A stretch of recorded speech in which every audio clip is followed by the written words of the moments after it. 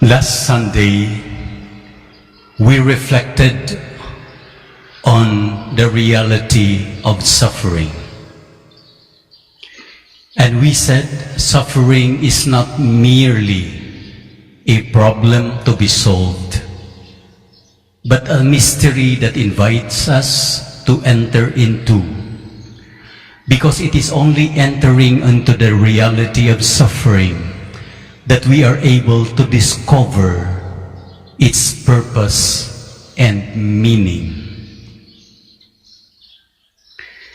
One beautiful thing that suffering does to us is it brings us closer to our loved ones.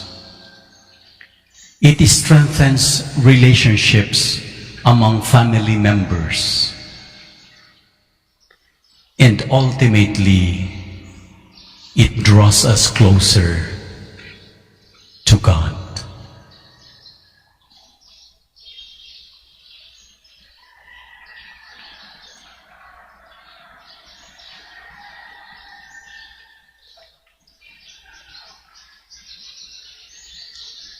A few days ago, I received a number of text messages telling me, Bishop, the homily last Sunday was very moving, and we cannot help but shed tears.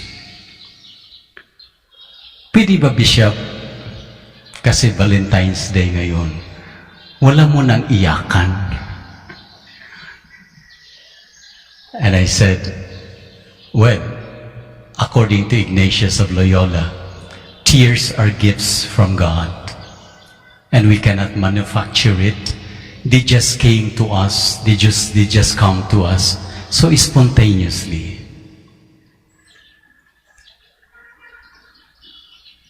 So alang-alang sa mga taong nagmamahal ngayon, yung mga gigil sa pagmamahal, yung mga nagsasawa na sa pagmamahal,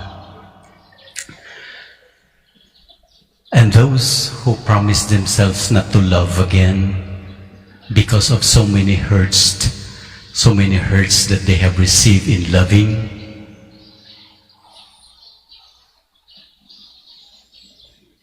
It's good to look at our readings today, because we are given a picture of a person who is so madly in love. And let us try to see how a person who is so in love enters into the reality of suffering. And today's gospel gives us a particular image of suffering, which is leprosy. No, sanla. And the readings, our first reading from Leviticus, gives us a picture of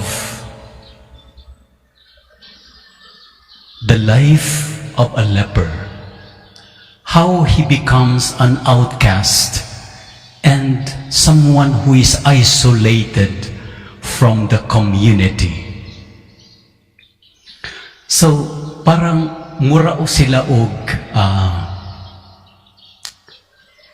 so that people will not be contaminated with their sickness. They are placed, kung sa ato pakaron, in a quarantine facility. And therefore they are isolated from the community. That's the first level of isolation. And then they are isolated from their families. When they go out from the facility,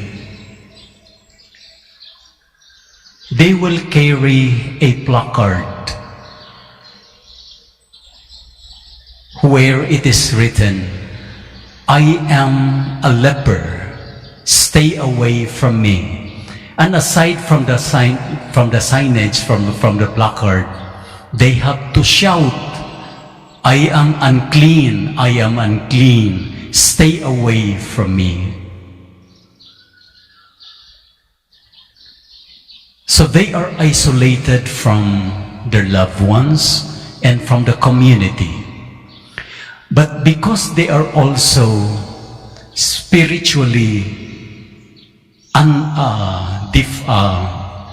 unclean, so they are not also allowed to enter the temple, the synagogue, to offer prayer.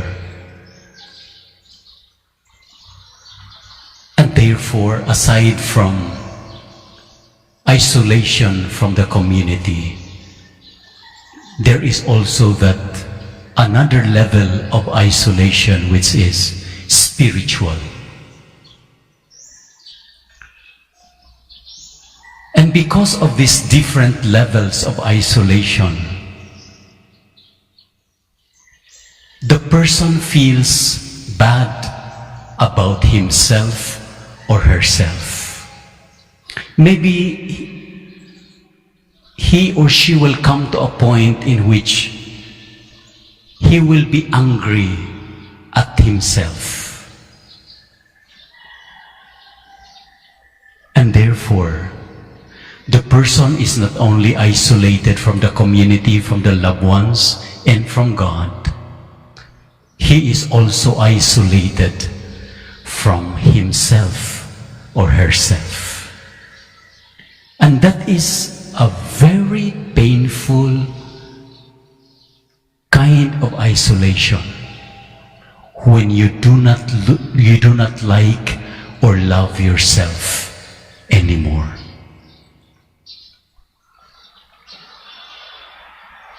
But then, while people stay away from this leper,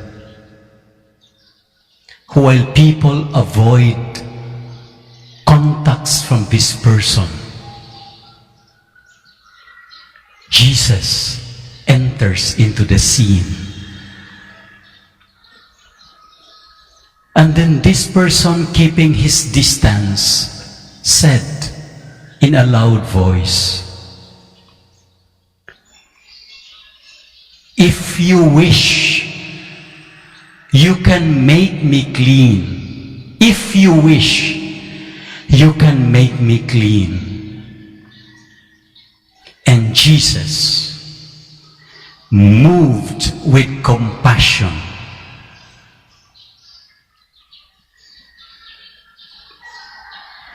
came closer to this man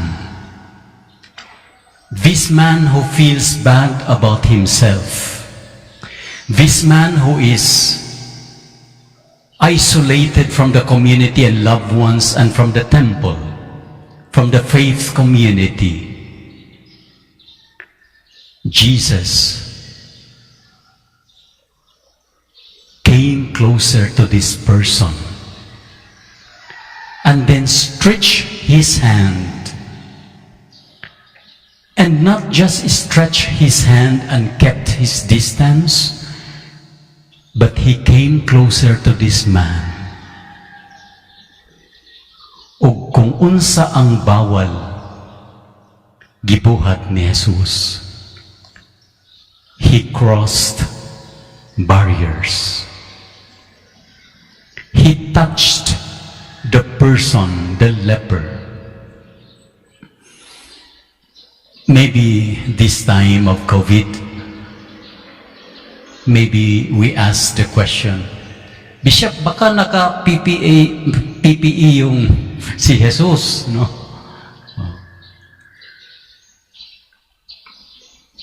No. The only protection that Jesus wore during that time was compassion, was love.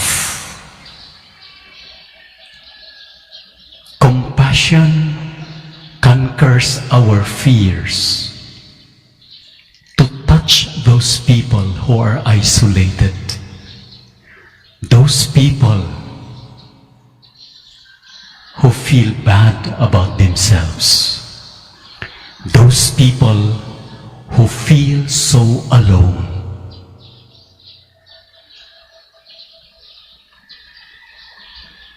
Jesus enters into spaces that even we ourselves who are sick don't want to enter into.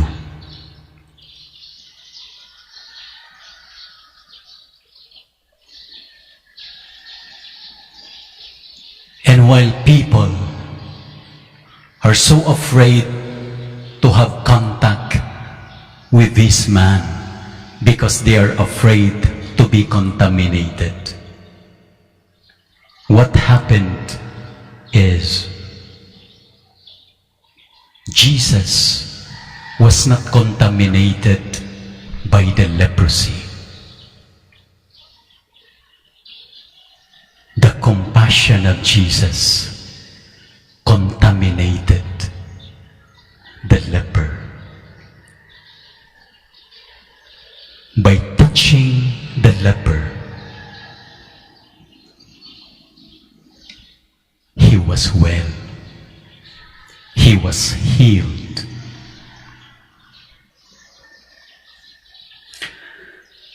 Indeed, love enters into places of isolation. And it is very important to see that this man who feels isolated and who even has a negative feeling towards himself because of his situation, he feels comfortable to be touched by Jesus.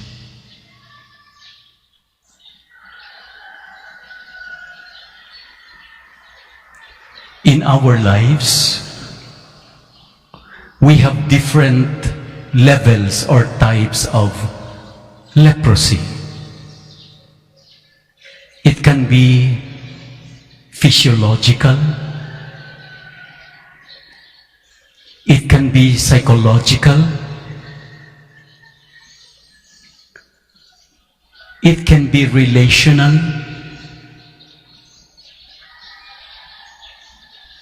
Problems in the family. Sickness.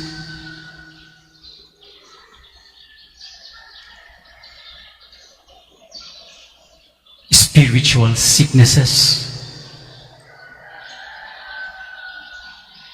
Moral sickness, dependencies sa droga, sa alcohol, uguban pang klase sa addiction. At times we are uncomfortable talking about them.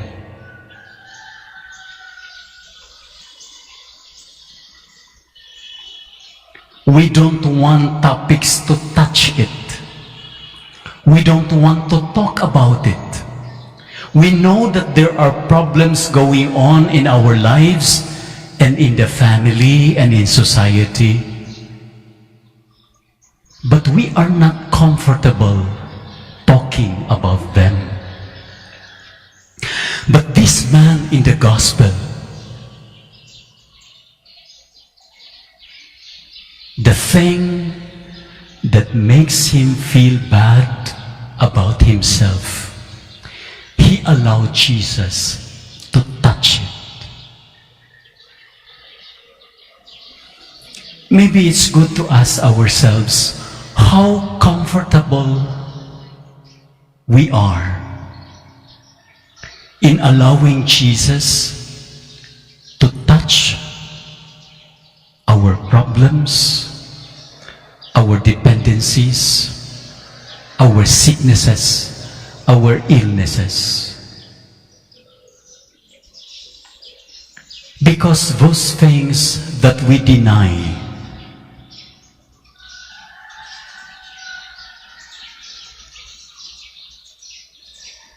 are difficult to manage. Those things that we deny are difficult to handle. And Jesus can only heal those wounds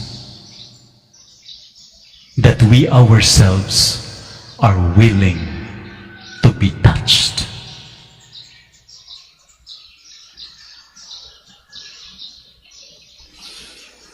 Secondly, Jesus was not afraid to touch the wound that is being experienced by this leper. He is so comfortable touching wounds of people and healing them.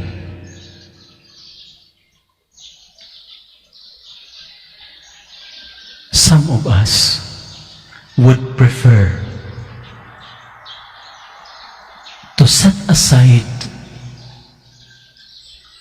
time and opportunities to listen to the problems of others, to the wounds and pains of others. We are so uncomfortable with pains, and that is why we cannot enter and penetrate into the pains of others, and we cannot communicate compassion, because compassion can only be communicated to those people who feels comfortable in touching the wounds of others.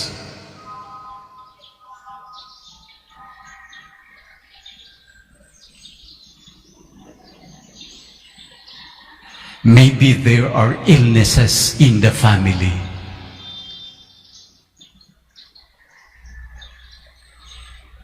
Or vices affecting the family that for a long time we did not talk about.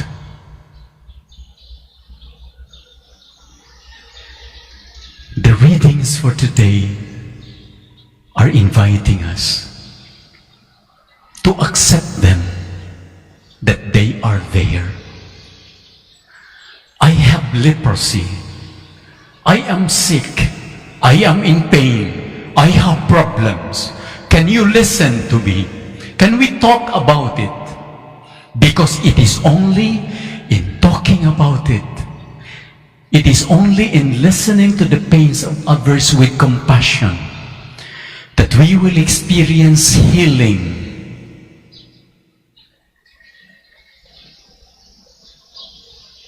We will experience being comforted and be consoled because of the compassion of others who are courageous enough to enter into the spaces of our life where we feel so afraid, where we feel so hurt.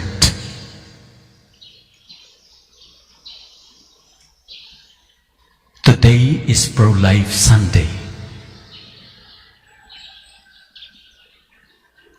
Life, despite all the pains and sufferings, remain to be meaningful and even vibrant when we are surrounded with people who care for us, who show compassion.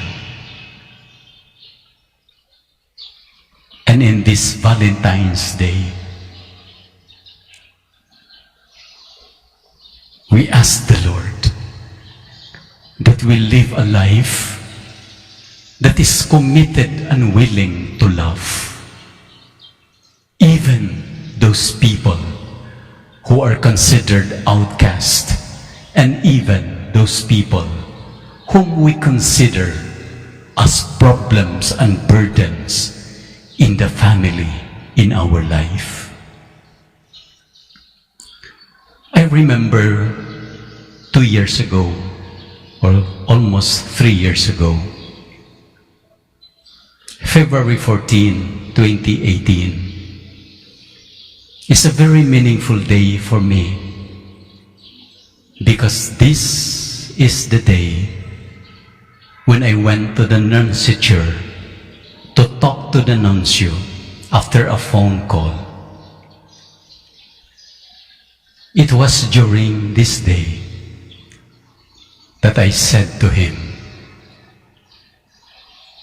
I will say yes to the mission entrusted to me by the Holy Father,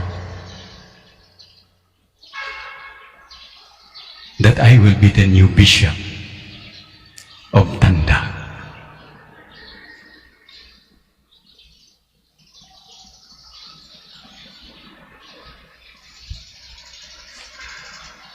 And since that time until now, I was exposed to different types of leprosy to my people. But it was a golden opportunity for me to listen to them. And in listening to them, I felt I am most a bishop.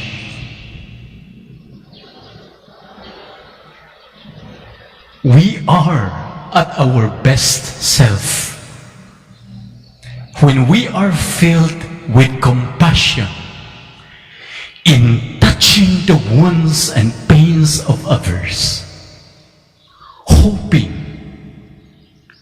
that it will comfort them in their sorrows and pains, and hoping that our compassionate gesture will be blessed by God, so that these people whom we touched will experience the grace that this leper in the gospel experienced, the healing grace of God that restores him to his family, to the community, to the worshiping community, that he can now worship God, not in isolation, but together with the believing community of God, and destroying all these barriers of isolation. He begins to feel good about himself, that he has a value, that because of his experience of the compassion of Jesus, he went out his way. He proclaimed openly the good news that God healed him, that God restored his life, and he will become God's ambassador of mercy. We are all called to be channels of God's mercy, but that can only happen if we are comfortable in allowing Jesus to touch us, to touch those areas where we feel so bad about ourselves. Because it is only in experiencing the compassion of God that we become comfortable in touching the wounds and the pains of other people. And hopefully, people will experience the healing power of Jesus. The healing power of Jesus that makes us experience that the kingdom is at hand. May Jesus Christ be praised.